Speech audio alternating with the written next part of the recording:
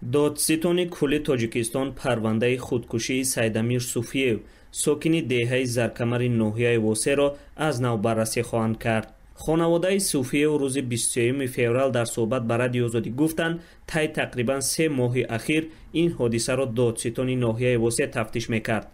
پرونده از روی مدعی به خودکشی رساندن باز شده. در این قضیه یک مفتش شعبه کارهای داخلی ناحیه واسه گمانبر است. سید احمد صوفیев برادر سیدامیر صوفیев روز 23 فوریه گفت اولی هفته روان به آنها خبر دادند که پرونده را دادستان کل از نو تفتیش میکند.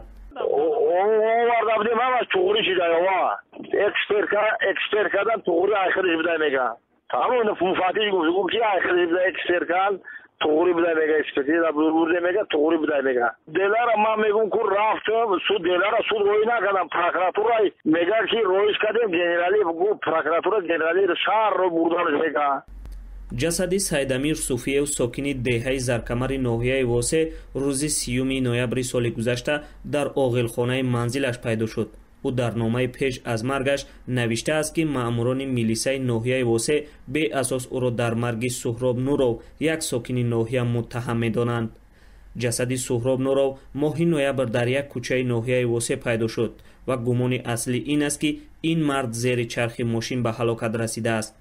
خیرنیسا صوفیeva خواهر سیدامیر صوفیев گفت روز هلاکت این مرد برادرش در دوشنبه قرار داشت، اما وی گفت در یک حادثه آغاز سال گذشته نورو زیر چرخ ماشین صوفیев مانده جراحت برداشته بود و این باعث شده است که برادرش دوباره مورد شبهه قرار بگیرد.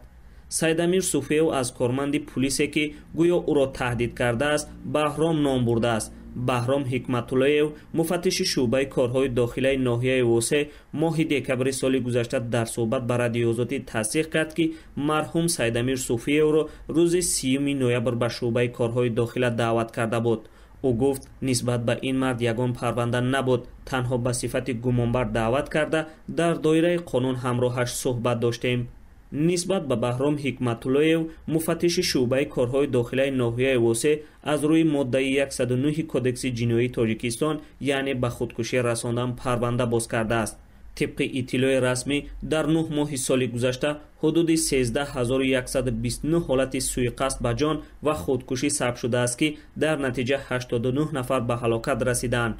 حدود 10 نفر آنها مرد و بیش از 50 نفر زن بودند.